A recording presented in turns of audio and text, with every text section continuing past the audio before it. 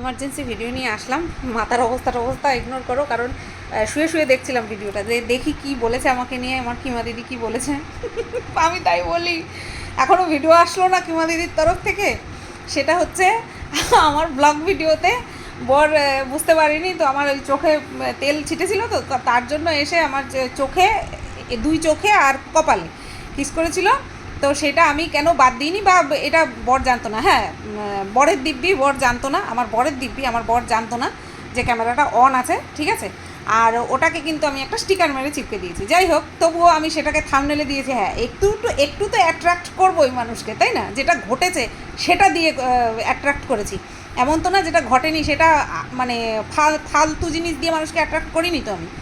তো এবার কিমা দিদি বলছে কন্ট্রোভার্সি ক্রিয়েটার হিসেবে এটা ক্রাইম। না, আমার মনে হয় না, আমার মনে হয় না।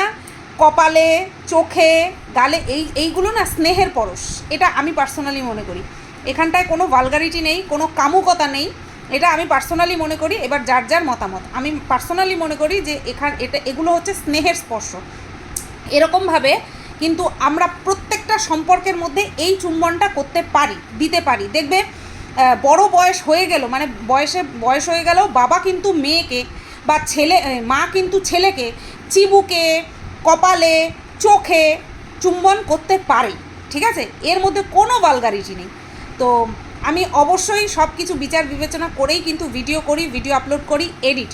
আর ওই যে কিমা দিদি, ওই একটা নোংরার সঙ্গে যে আমাকে তুলনা করলে না, ওটা করো না, দোহাই। আর যা খুশি বলো, আমাকে পার্সোনালি যা খুশি বলো, ওর তুলনা করো না। তো যাই হোক, আমার খুব ভালো লেগেছে যে আমার বর এত মানে কি বলবো। আর হ্যাঁ, যেটা তুমি বলছিলে যে এত মিল অথচ বলছি অশান্তি চলছে, ওটা বুঝবে না, ঠিক আছে। ওটা বুঝবে না, ওটা বোঝাতে চাইও না। আশীর্বাদ করো যাতে এরকমভাবেই আমি ক্রাইম করতে পারি আর দেখাতেও পারি, একটু তোমরাও মজা পাবা, আমিও একটুখানি ভালো থাকবো, তাই না? টাটা।